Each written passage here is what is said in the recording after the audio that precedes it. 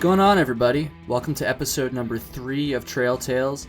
I'm your host, Kyle O'Grady, and today we have an awesome show with my friend and fellow Appalachian Trail thru-hiker, Mitchell Larby. His trail name's Flossy. I'm super stoked to bring you this show because I actually think it's my best episode so far. I mean, we get into tons of stuff. We get into the details about why Flossy decided to do this crazy 2,000-mile hike in the first place. Talk about how he almost got charged by a bear, or he pretty much did get charged by a bear. And then we also talk about some of the mental ups and downs that come with thru hiking the AT.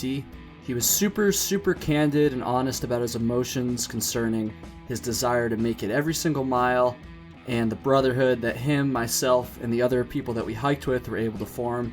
And I'm super stoked for you guys to hear this one. We're about to get into the episode here in just a second, but first, I need to tell you how to contact me, because you need to contact me. Maybe you want to talk some shit to me. Maybe you want to tell me you like the show. I say this every single episode at the beginning, but maybe you want to suggest a guest or a trail, or maybe you yourself are a thru-hiker or a long-distance backpacker of some sort, and you want to be on the show. You want to be a guest. I'd love to have you. I'd love to hear from you. Even if it's not good, I'll take the advice. I'll take the shit talk. I'm pretty tough. I can handle it. So, Instagram. I got fucking Instagram. @TrailTalesPod. Twitter. I got fucking Twitter too. @TrailTalesPod. And take a guess what my Gmail handle is. That's right. It's TrailTalesPod. I almost said @TrailTalesPod, but there's no @ when it's email. TrailTalesPod@gmail.com. That's what it is. The last thing I want to say before we get into this, if you like the show, I only have a couple episodes, I know that, but if you like what you hear and you want to help me out, you can do that. There's a way to do that. What you can do is you can go get your checkbook and write a check for $1,000, send me an email, and I'll tell you where to ship it. Well, actually, you don't really have to do that to help me out. If you want to, I'm not going to say no, but for real, the best way you can help me out on the show is to leave me a 5-star review on iTunes or whatever fucking podcast platform you stream your podcast from. It would really go a long way. I'm sure if you listen to lots of podcasts, you hear the hosts say that all the time. It really helps. It helps with your rank, and it helps expose more people to the show. So I would really appreciate it. Alright, that's it. That's enough bullshit. We're at 2 minutes and 45 seconds almost. So yeah, let's get into it. My conversation with Mitchell Larby, otherwise known as Flossy, Appalachian Trail class of 2018.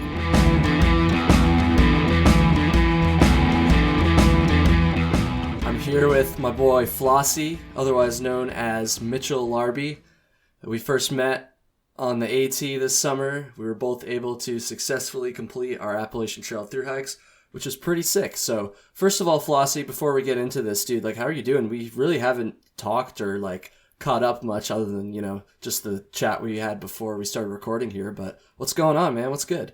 Dude, I'm doing great. I mean, just trying to adjust. It didn't really hit me, until I got back here to Savannah, Georgia, that I was like, damn, I got to start real life again, It's kind of funny because, so Flossy is originally from the Bangor, Maine area, correct? Hell yeah, 207. Let's go. And you live in Savannah, Georgia now. So I just think that's so funny because you started in Georgia at Springer in the same state that you live in, and then you essentially walked home all the way up to the state that you were from and the state that you grew up in. And I think that's so funny. Yeah, dude, that kind of worked out perfect, man. I was when I decided I was going to hike the trail, I was I'm from Maine. I live in Georgia, so why not? This is perfect. I'm 5 hours away from the trail. Let's do it, man. So right on. Yeah. Right on. So why don't we talk a little bit about your, I guess you could say, your preparation, or even take a step back further. Let's talk about what made you want to hike the Appalachian Trail. So that's something I kind of skipped over when Indy and I did our episode a couple weeks ago.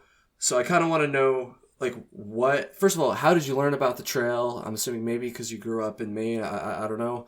And when was that moment where you like decided for sure you're like, I'm gonna fucking do this Appalachian Trail thing? Dude, even like growing up in Maine and hiking in Baxter State Park, I mean, I didn't even really know what the Appalachian Trail was. Like, I didn't know the length of it, and I didn't really know anything about it. But actually, when I moved to Georgia, my uncle was like jokingly, "So, are you gonna hike the Appalachian Trail back home?" And I didn't really give it much thought. And I went back to those messages like a while ago, and I was like, I was kind of thinking about it.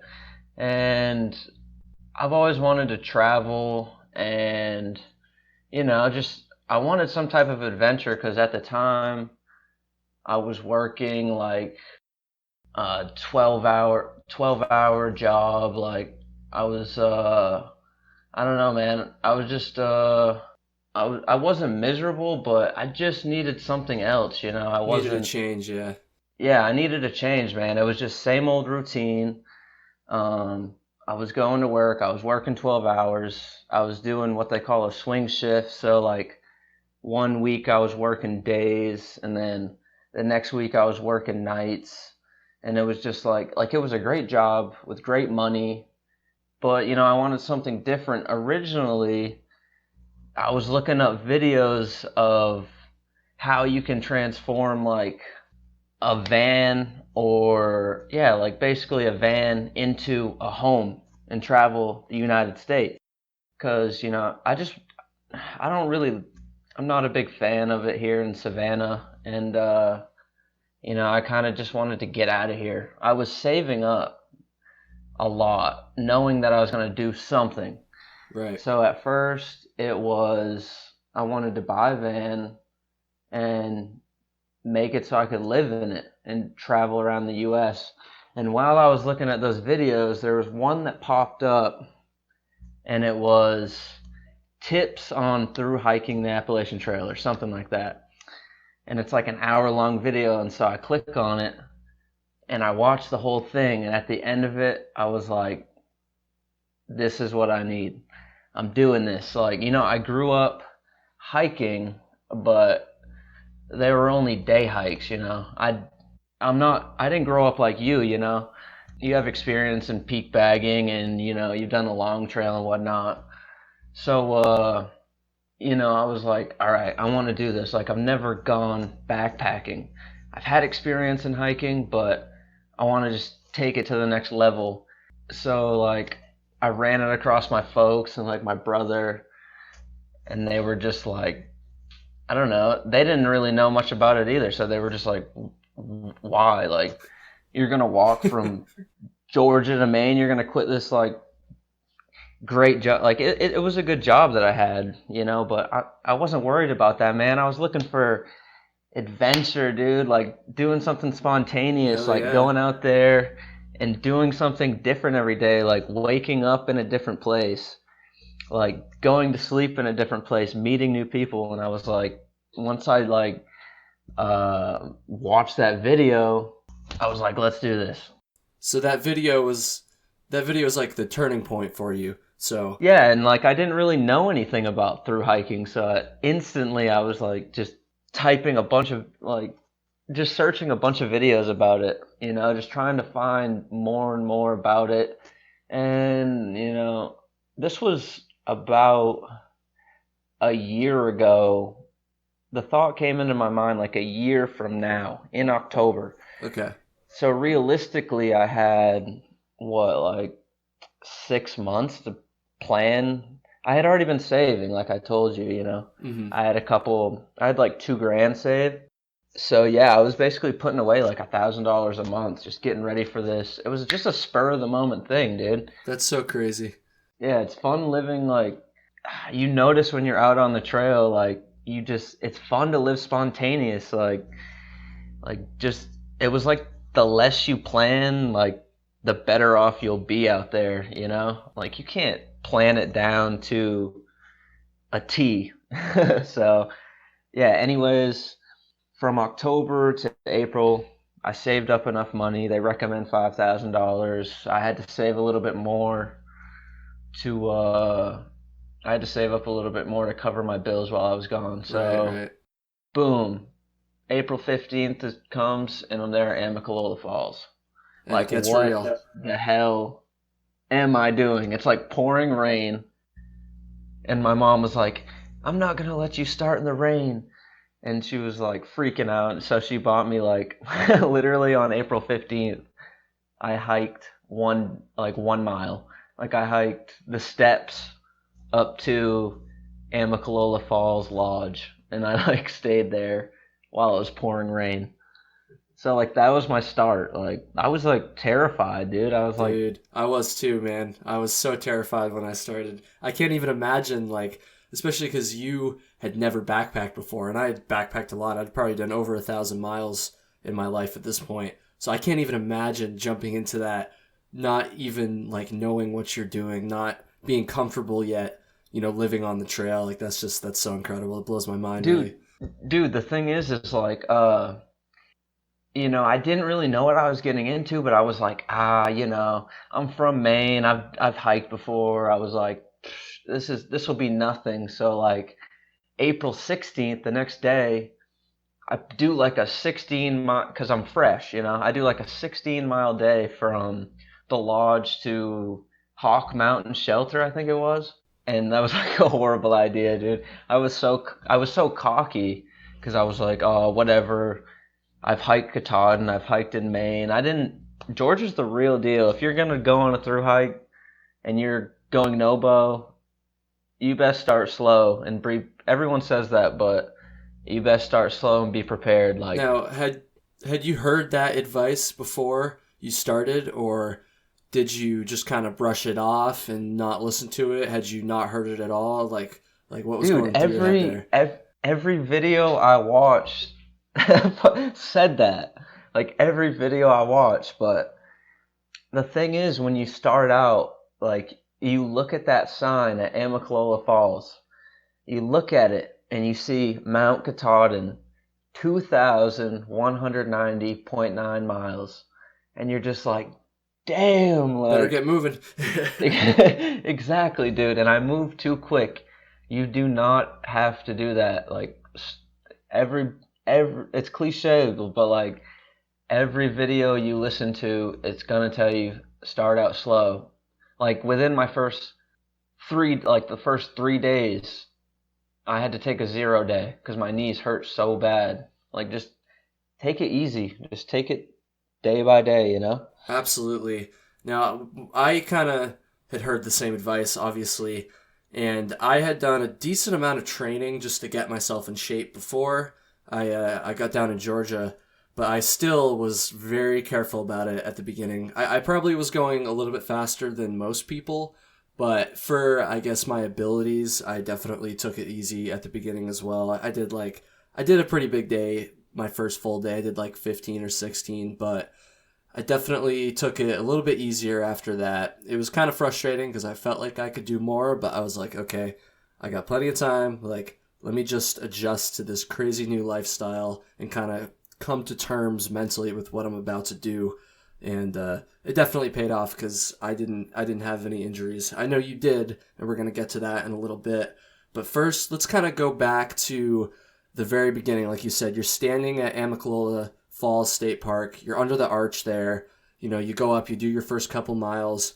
Now, I want to know, were you as terrified as I was? Because me and Mike kind of like bonded over this at the very beginning, honestly. I think that's why we became such good friends, because we were both freaking the fuck out. I swear to God. I was like, what am I getting myself into? I'm like giving up all this stuff. I'm giving up spending time with my friends, with my family, giving up my guitar, my fucking room, my own space, whatever it is. And I was terrified, man. Did you feel that like same sort of just, I don't want to call it negative energy. That sounds stupid, but I don't know. Were you as terrified as I was, I guess, when you started? First off, dude, shout out to Mullet Mike for sure. Hell yeah. I'm actually trying to have him on. I think we're going to try to record tomorrow, so I'm looking forward to Hell that. yeah. So it's almost like I feel like you knew a little bit more, like what you were getting yourself into, as in, your failed attempt at the long trail at first when you were like 16.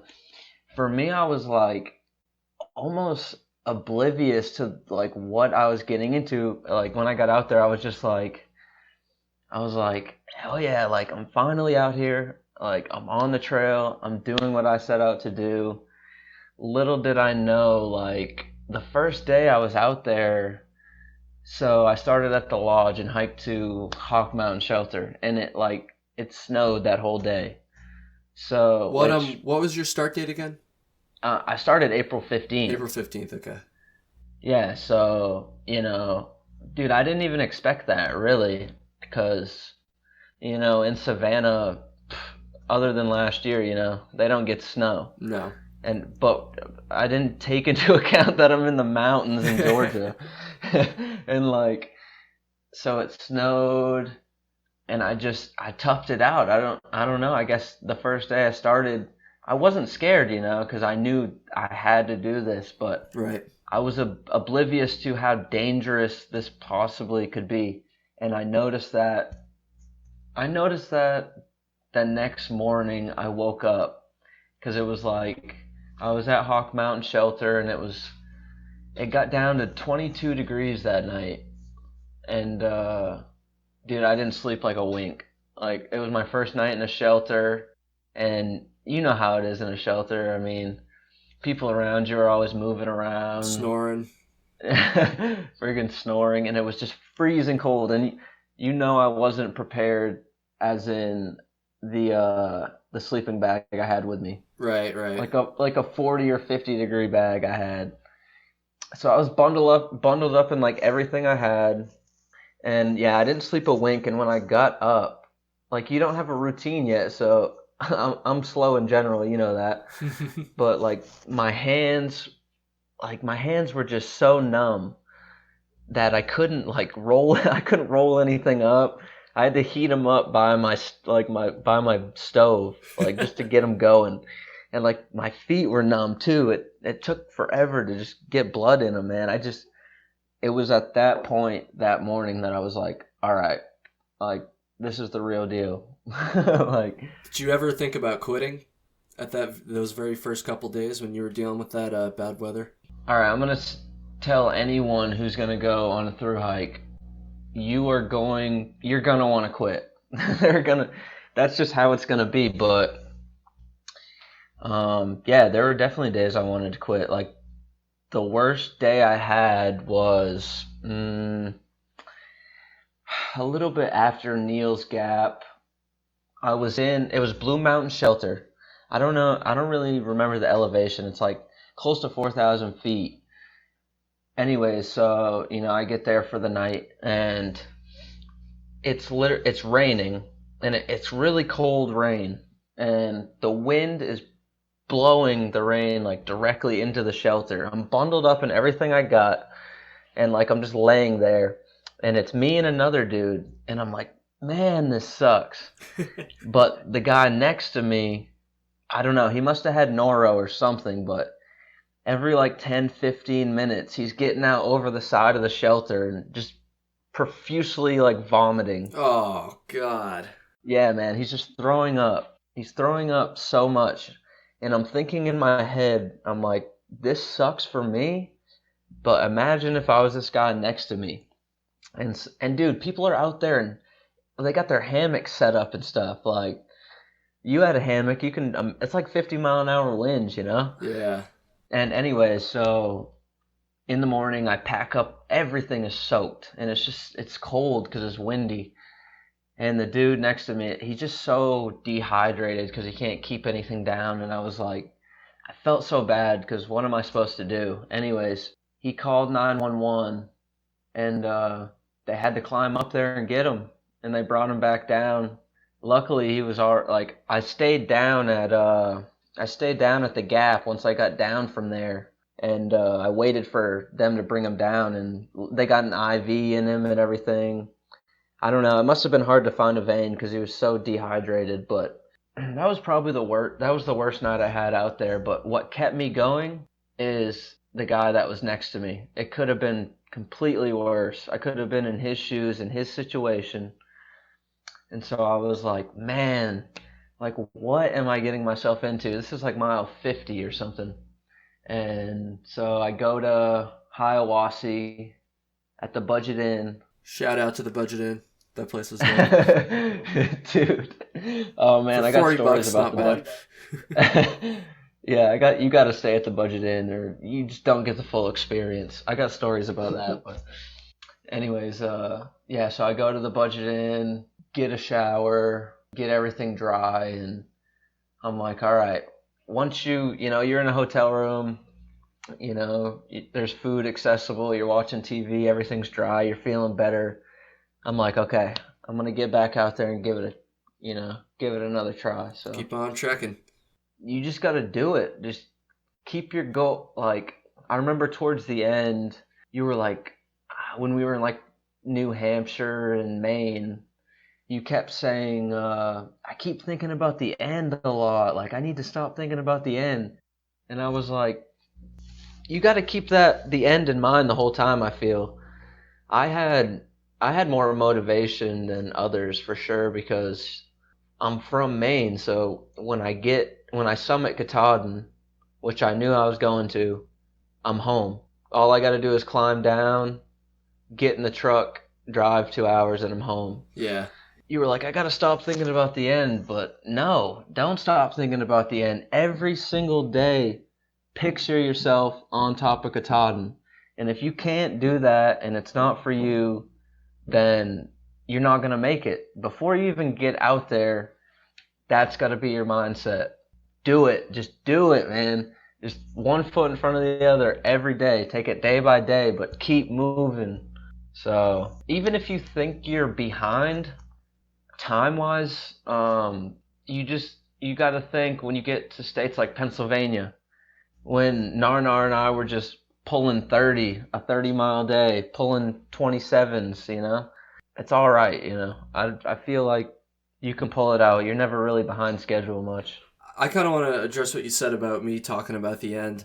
It was weird because I did picture myself on top of Katahdin for most of the trail. That was my motivation. So like I understand where you're coming from there.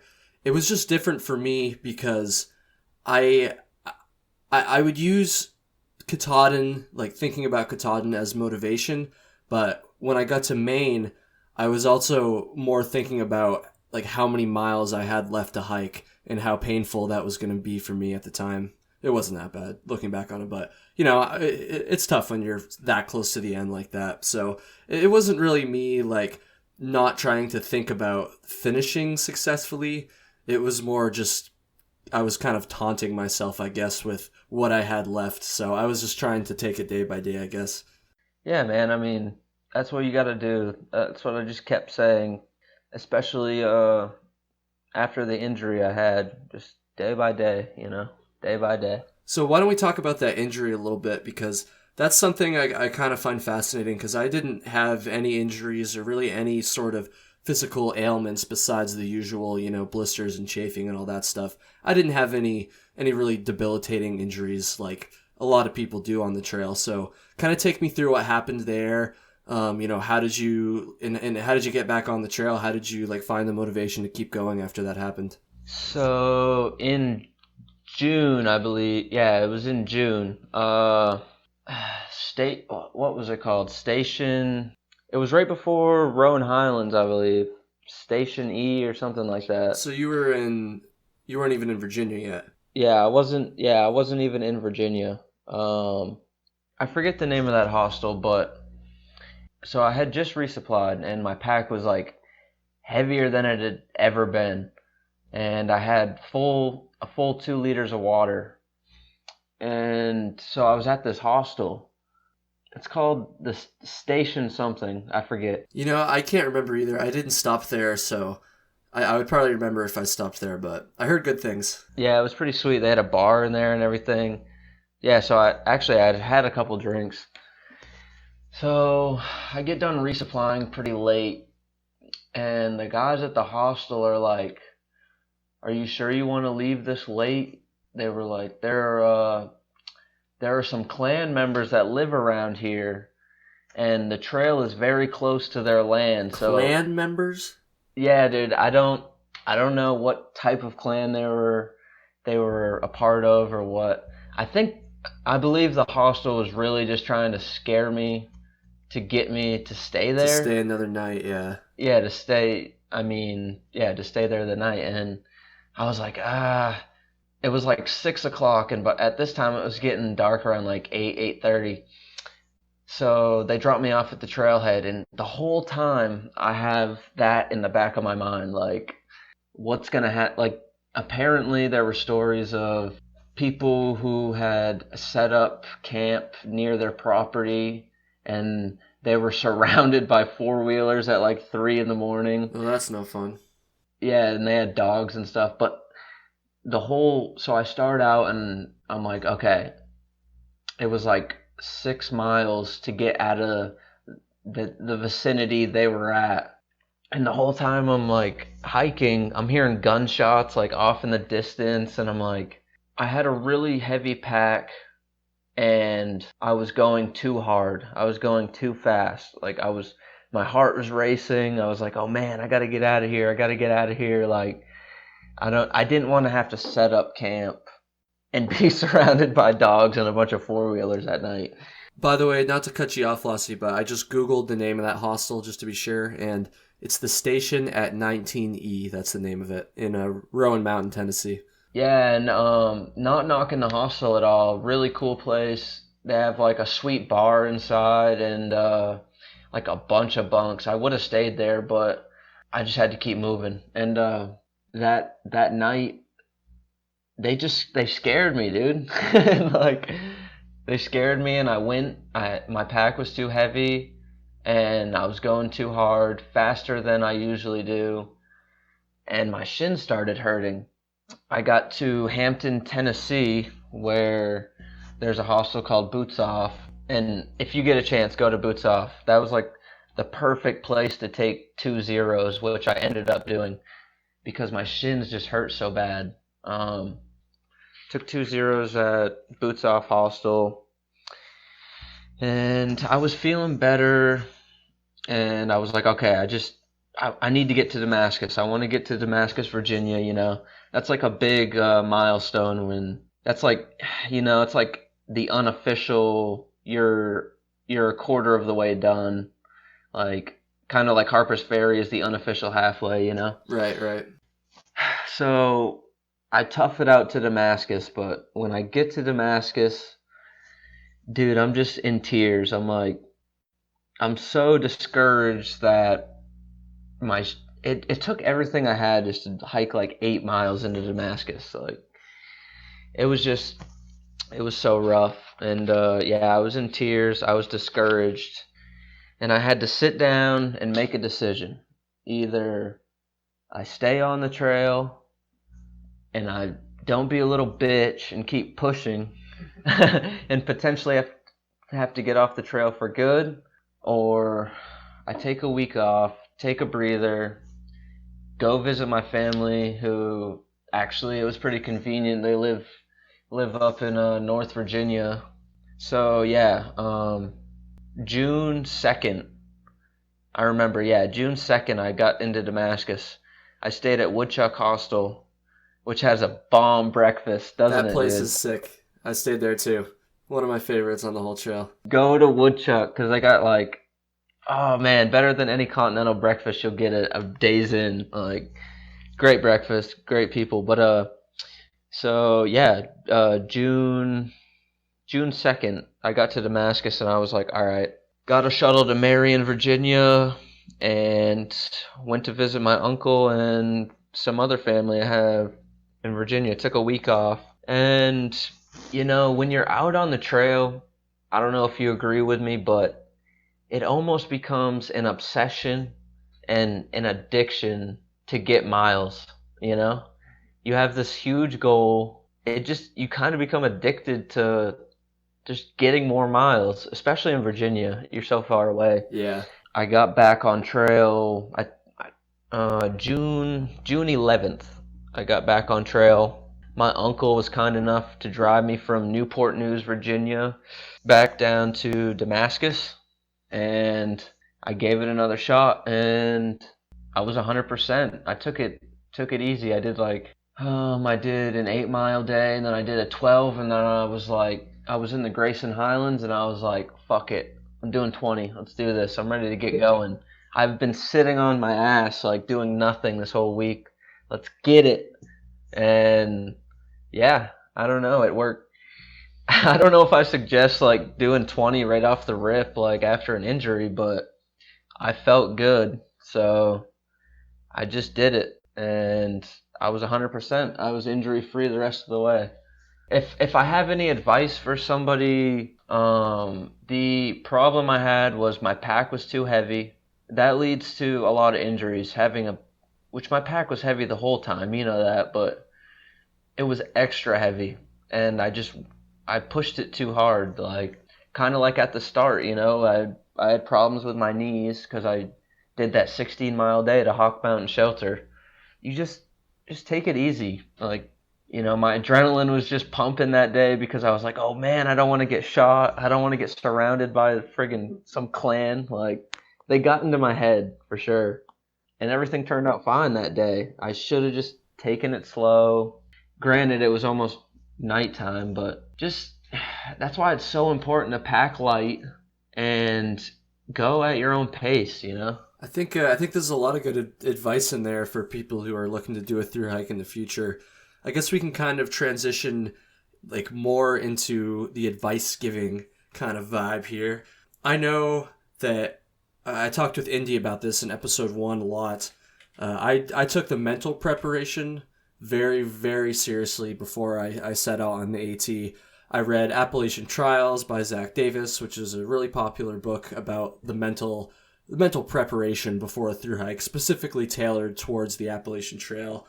I watched a lot of YouTube videos, and I just really spent a lot of time drilling it into myself that I'm about to do this crazy thing. It's going to be really hard, but if I can just keep pushing, you know, I'll be successful. So I guess, what other advice do you have for prospective thru-hikers, future thru-hikers, about kind of keeping their ego in check, making sure that they can, you know, keep pushing and not succumbing to some of the mental challenges that drive a lot of people off the trail and end their thru hikes? Plan to adapt, for sure. Plan to adapt. Like, for me, if you don't have any experience in backpacking, you better plan to adapt to your situation. I mean, when you start out, for me, I just had to keep in mind that the less that I planned, the better off I was. Like, do not get your David AWOL guide. Don't get the AWOL guide and go through it all and try and plan out your whole trip. Like, because it's just fun to just go out there, and things are gonna not go to plan. So just know that at the beginning.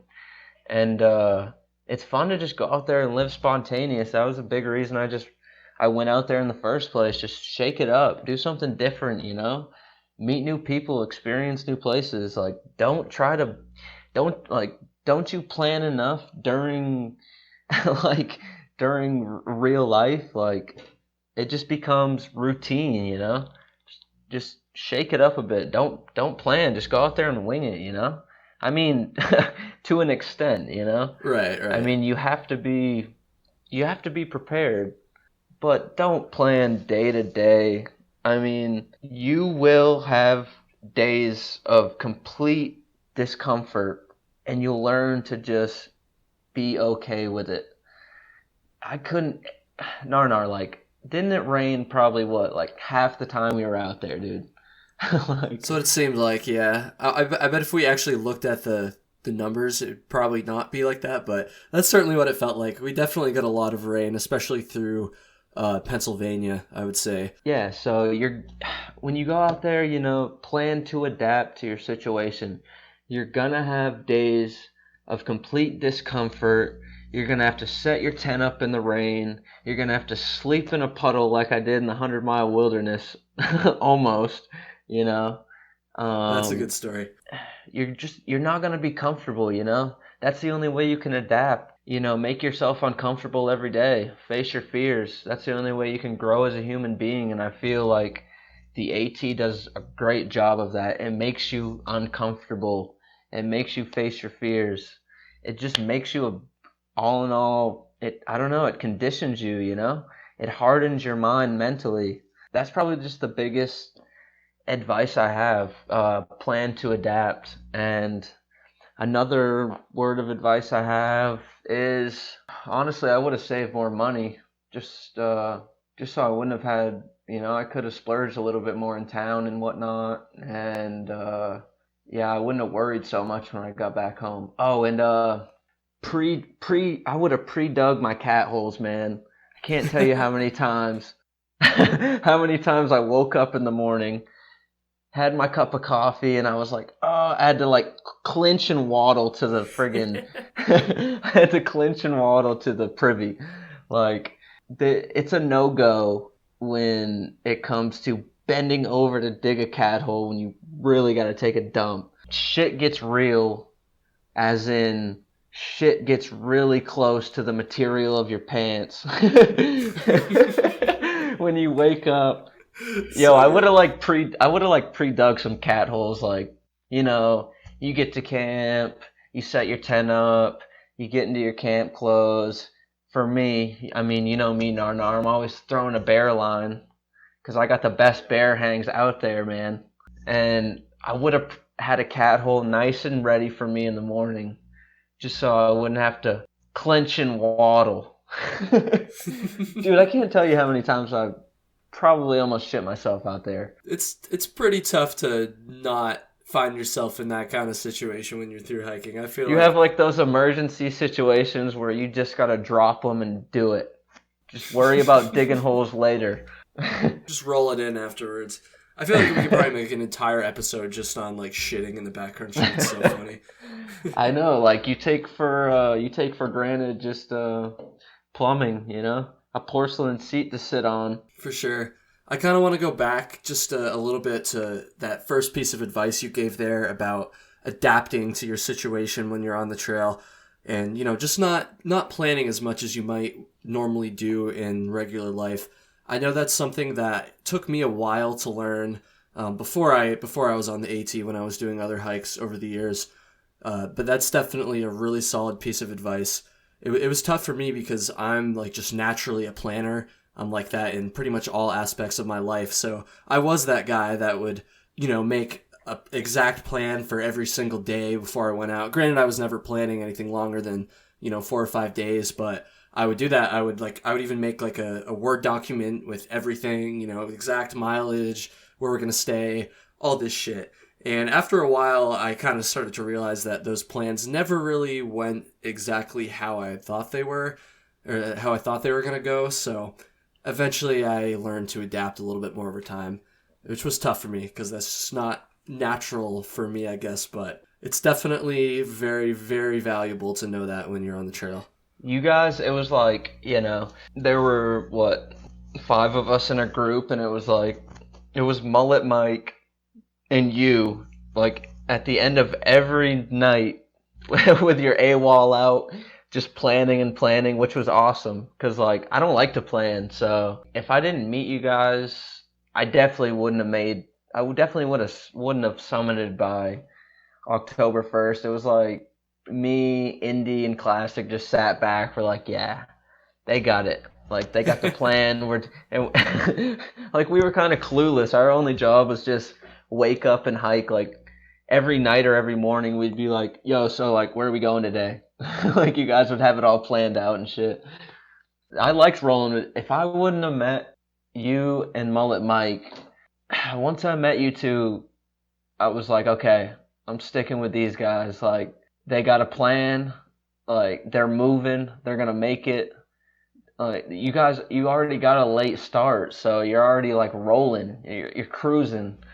I'm like, okay, I'm gonna step my game up. I'm gonna stick with these guys. I wasn't using you, just sticking with you guys, just to know that I was gonna make it. Mooching. No, I know. But I was like, dude, like, I just want to give some advice out there.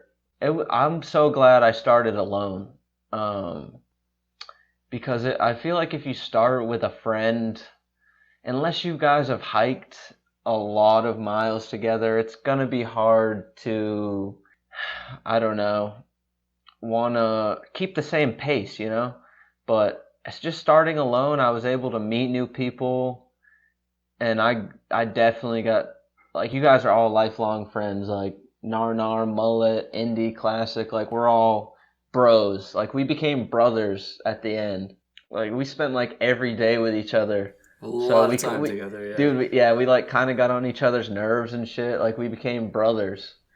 And we pushed each other, man. I loved pushing you guys, like, towards the end of a long day, and we're all beat, man. Just fucking grind it out.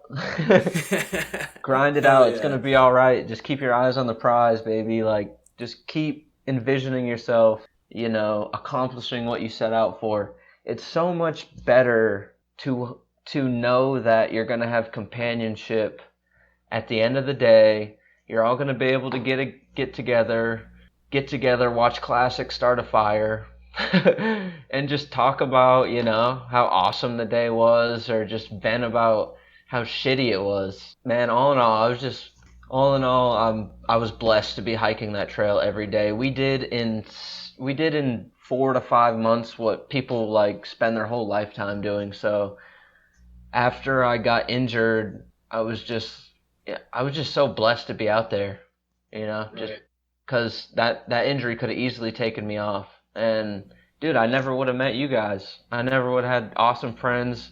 I never would have, achieved what I put my mind to. So it's just companionship, dude. It was so much better. I finally, we kind of all got together in Pennsylvania, like, I was stoked. Like, I found my crew.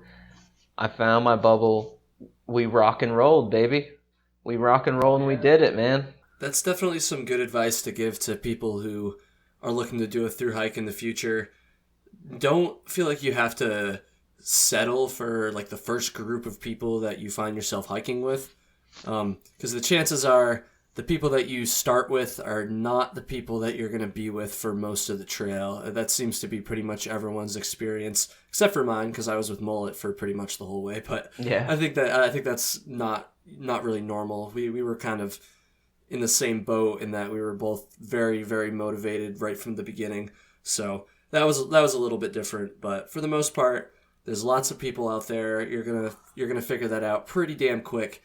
And if you ever find yourself hiking with people that you don't really vibe with, or people you don't really like, or even if you like them and you just want to have a change or whatever, there's always going to be lots of other people out there. So that's definitely something good to keep in mind. So we're already looking about 40 minutes into this, Flossy. I think this is going pretty well, man. It's good to catch up. You're kind of making me a little emotional over here talking about this stuff. Yeah, man. It's definitely pretty crazy. I've been waiting to catch up with you. Like we've been talking before this, and I'm like, just save it for the podcast. Like, I'm so glad you're doing this, because you're keeping the Appalachian Trail vibes going, dude, and you're helping me pop my podcast cherry right now. There you go. Yeah, I'm kind of learning. This is my 3rd episode I'm doing now, and I think I'm getting better as I go. You're doing good, man. You got the nice intro music there and everything. Sounds good. Hell yeah. I hope this comes out good. I think it will, dude. Hopefully I can learn how to edit better. I think that's just going to be something I figure out over time. But, that's just how it goes. I threw myself into this podcast knowing that I had a lot to learn, but being pretty motivated to make it as good as I can. And I certainly don't plan on stopping anytime soon. So I think it's over. For the most part, it's going pretty well for someone who's never done a podcast yet. We'll see once the episodes launch how that does, but, I think it's cool. I definitely appreciate you taking the time to come on here. Yeah, dude. Anytime. We haven't even gotten into any... Okay, well, we have gotten into some of your stories, but there's one story in particular that I wanted to hear, because I don't think you ever actually told me this full story, or if you did, I must have not been paying attention, which I probably would have, because it's a pretty crazy story. So I don't know. Anyways, you had a little situation with a bear at some point along the trail. And I don't mean you just saw a bear. in your camp, because that happens to a lot of people. I would even say that happens to the majority of people along the trail. Pretty much everyone sees a bear at some point. But you had a bear bluff charge you, if I'm not mistaken? Yeah, for sure. So what happened there?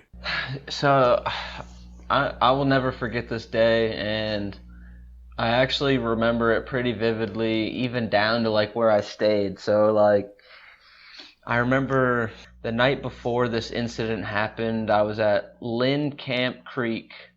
It's like a little campsite. We're in Virginia, and Virginia is just like crawling with bear, like just crawling. So at this point, I hadn't met you guys yet. I was hiking with my boys Rufio and Captain. I think Indy brought him up in his pot. He hiked with them for a little bit too. So Lynn Camp Creek campsite, really cool site. We wake up in the morning and I'm like the first one to leave. So we're hiking and I'm like, man, I haven't seen a bear yet. I kind of want to see one. And sure enough, like I had my headphones in and I was hiking up a mountain, and in the distance I see one running, like bolting away from me, and I was like, yeah, man. I was like, yeah, the bear's scared of me, man. You better run. Like it was the first time I saw one, and I was just like so pumped. And Good. And I was pumped that it ran away. But later that day, I had waited. So I was the first one to leave that morning, and I had waited for Captain and Rufio at a gap. I was waiting for them, getting water, and they never showed. And so I'm like, you know what? I guess I'm just gonna spend tonight alone. And so I kept moving, and so I get to this dirt road, and there's a sign, and it says, "Call Garden Mountain Hostel for shuttle," and it's like 4 or 5 miles, like 4.8 miles off the trail. And there's a guy sitting there, and he's like, "Hey, I already called the shuttle. If you want to tag along, they'll pick you up." And then I was like, I think I'm gonna keep moving. So I hike another mile to, and I definitely won't forget this place. Anyone who goes on a thru hike, do not camp here. It's like 0.5 off the trail, and it's Davis Farm Campsite, and it's literally all down this mountain. And it's like switchbacks, 0.5 down, and I get down there, and I was hoping there were going to be other people there, but there weren't. And there's this one tent pad with a gorgeous view of this farm, which I don't know if it's Davis Farm or what, but just this awesome view. And luckily I had brought 2 liters of water with me because the water source was dry, which you ran into a lot in Virginia. Mm-hmm. Something told me, so I want to let you guys know there's one way out of this campsite, and that is the way I came in. So something told me not to set my tent up. I don't know. Something told me not to. So I'm like, okay, I'm hungry. I'm just going to eat. So while I'm eating, I hear this snap behind me, and I get up and I see a mama and her 2 cubs. Like, this is the situation you don't want to be in. And if you are in this situation, do not do what I did. Like, everyone tells you to make yourself big and make a lot of noise. So the first thing I did was grab my trekking poles and put them up over my head, and I was smacking them together.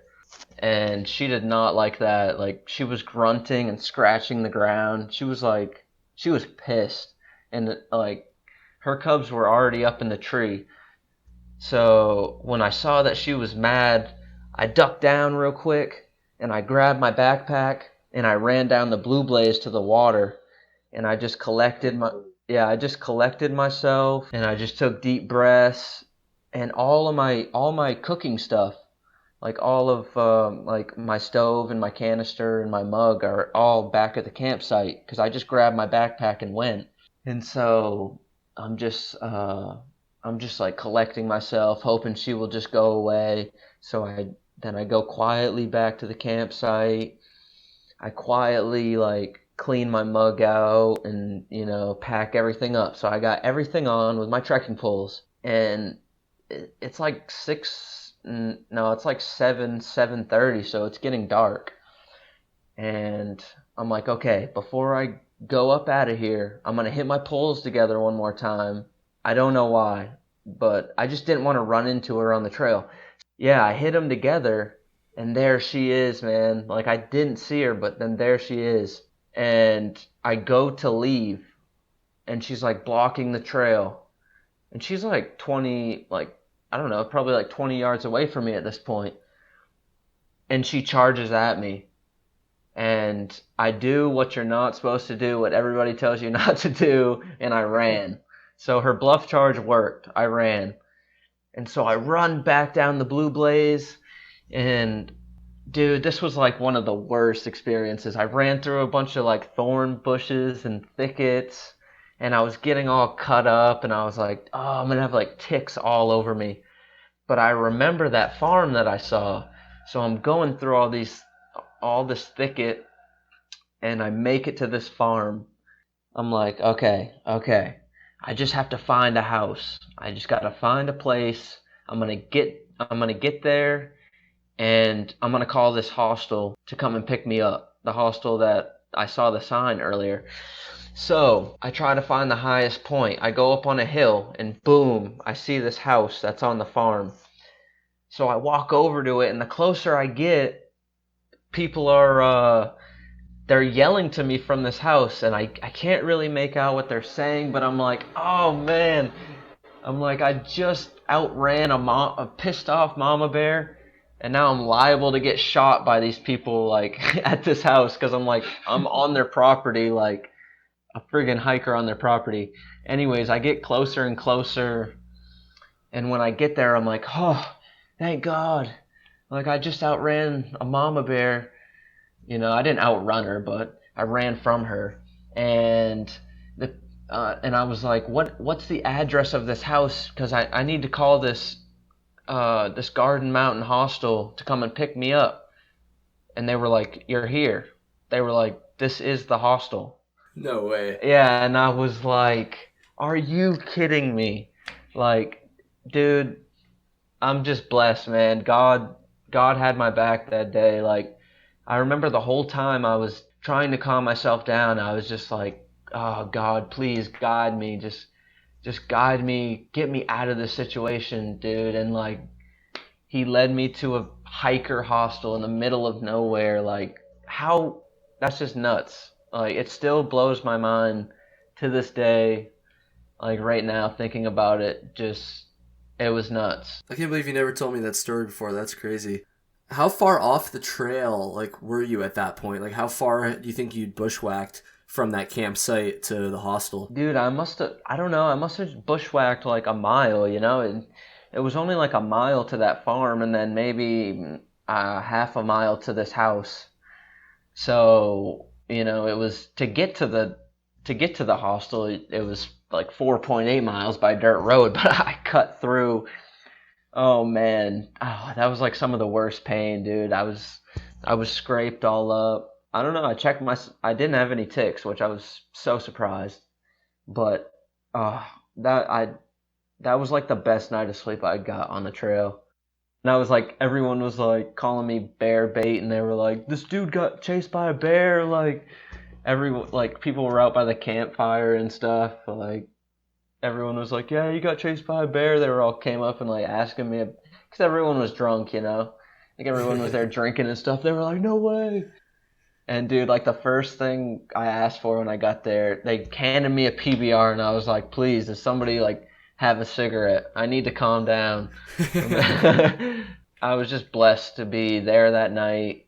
You know, it was a sweet hostel, like, and I just cowboy camped out on the patio there. Yeah, I was just so blessed to be there. And that was like, you know, I had seen a bear earlier that day, but that was really the first bear encounter I had, so I was like terrified to hike alone after that.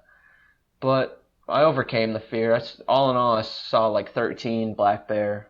And yes, most of the time they will just run away from you. And the next time I saw a mom and cubs, I did not make myself look big and make noise. I didn't look her in the eyes. I backed up slowly.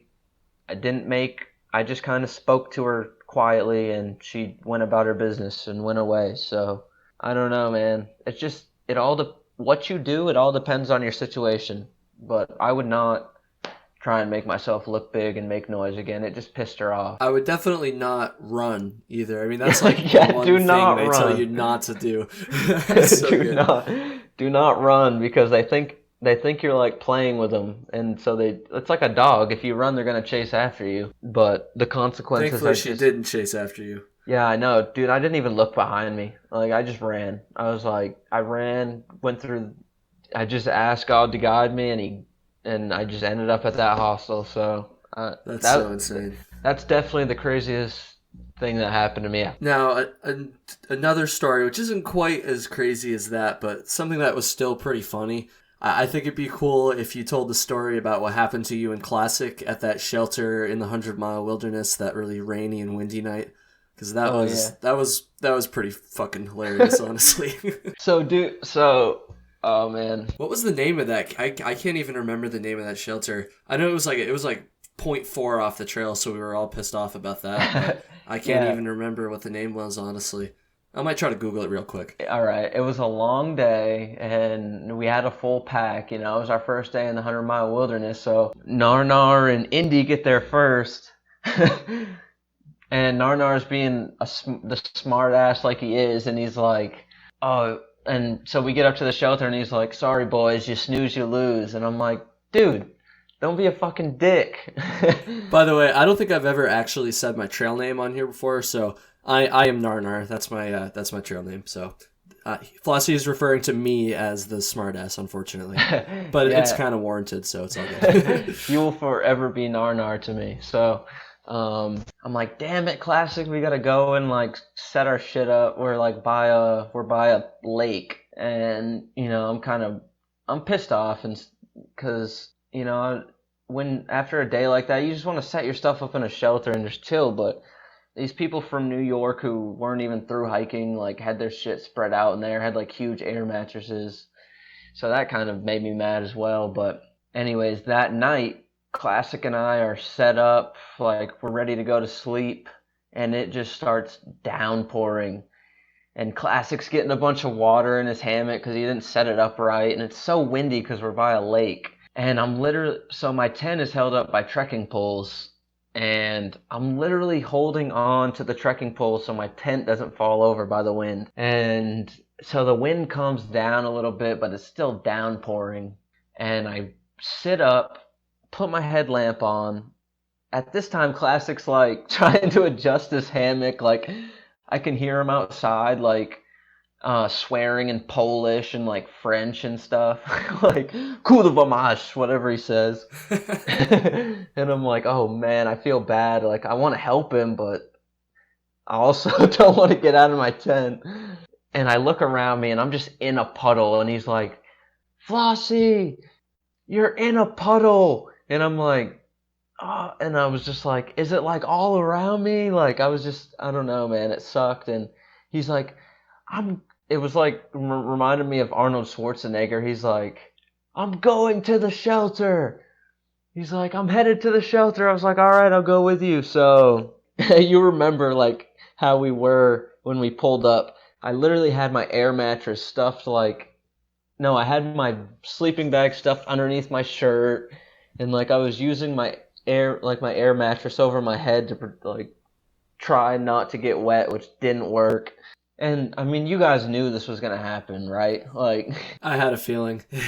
Yeah, you guys knew we were both probably gonna come running to the shelter. And that night, being the good guys that Narnar and Indy are, they all pushed over, and we sardined in the shelter.